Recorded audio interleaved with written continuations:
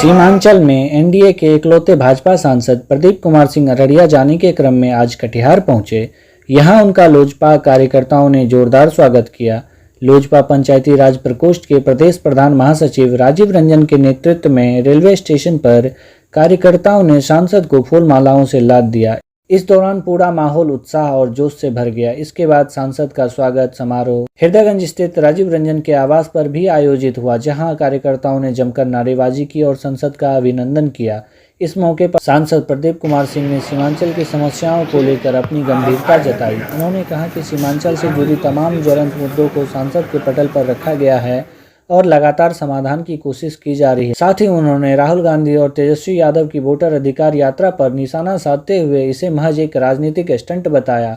सांसद ने कहा कि आज़ादी के बाद से ही एसआईआर का मुद्दा उठता रहा है और इसे कांग्रेस ने ही पैदा किया था। यह कोई नई बात नहीं है।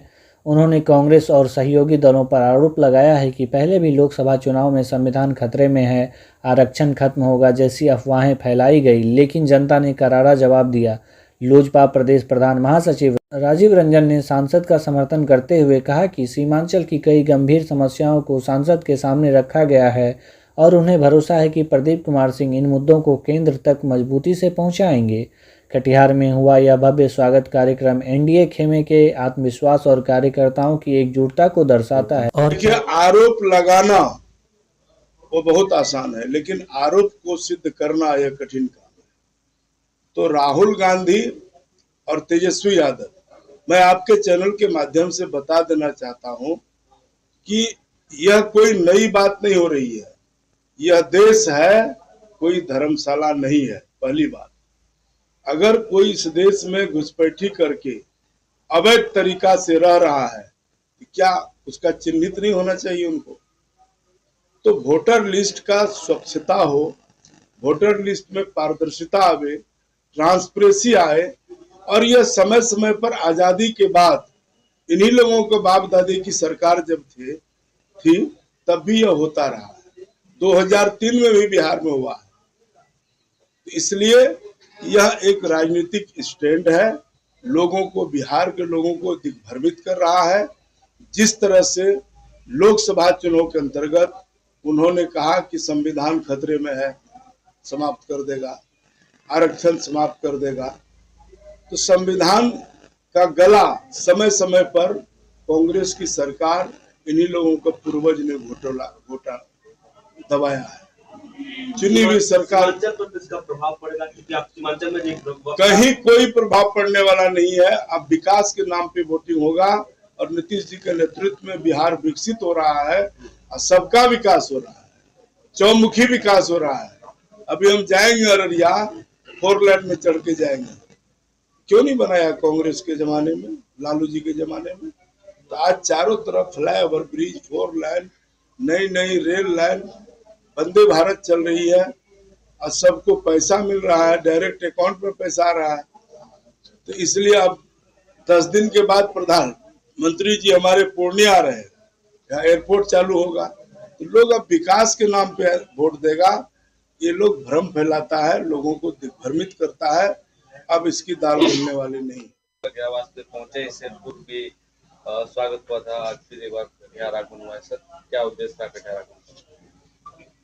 देखिए, कटिहार हमारा एक तो मेन रास्ता है। कभी ट्रेन से जाते हैं तो कटिहार ही आना पड़ता है, या फिर कभी प्लेन से गए तो फिर बागडोगरा जाना पड़ता है। तो लगातार 2-3 बार से इधर से आना जाना होता है। निश्चित रूप से इस कमिश्नरी में मैं अकेला सांसद हूँ एनडीए का। अररिया, पूर्णिया, किशनगंज, कटिहार, ये 4 जिले में अकेले सांसद होने के नाते कार्यकर्ताओं में उत्साह है और कटिहार जिले में भी लगातार इस होके जाता हूं। और आज राजीव जी के घर पे हम लोग नाश्ता किए और यहाँ के कार्यकर्ताओं में जो उत्साह देखा, जो उमंग, निश्चित रूप से काफी उत्साहित कार्यकर्ता है। और आने वाला दिन में बिहार विधानसभा का चुनाव भी है, बिहार में पुनः सरकार बने, इसके लिए भी हम लोग लगे हुए हैं। और जिस तरह से देश के प्रधानमंत्री आदरणीय नरेंद्र मोदी जी ने विकास का काम किया है, आज भारत दुनिया को चौथा अर्थव्यवस्था बनाया गया है। उसी प्रकार से बिहार में भी आज विकसित बिहार नीतीश जी के नेतृत्व में आज बन रहा है। तो पुनः एक बार बिहार का विकास आगे बढ़ता रहे, फिर से एनडीए की सरकार बनाए, इसके लिए हम लोग बैठना उठना शुरू किया है और लोगों से संपर्क भी हो रहा है। राहुल गांधी पहुंचे थे, इससे पूर्व भी आपके द्वारा उनका अभिनंदन किया गया था, आज फिर से जोरदार अभिनंदन हुआ है। क्या कुछ टिकट उकट का है क्या कुछ? सबसे पहले तो आप लोगों के चैनल को बधाई एवं स्वागत करता हूं। और अररिया सांसद महोदय से मेरा मतलब पुराना संबंध है और कुछ कटिहार जिला से संबंधित कुछ ऐसे मुद्दे थे, बाढ़ से संबंधित और भी सारे मुद्दे थे जिनके लिए इनसे मिलने के लिए दिल्ली गए थे और इन्होंने आश्वस्त किए। और सामाजिक कार्य में हमेशा मैं लगा हूं और लगते रहूंगा।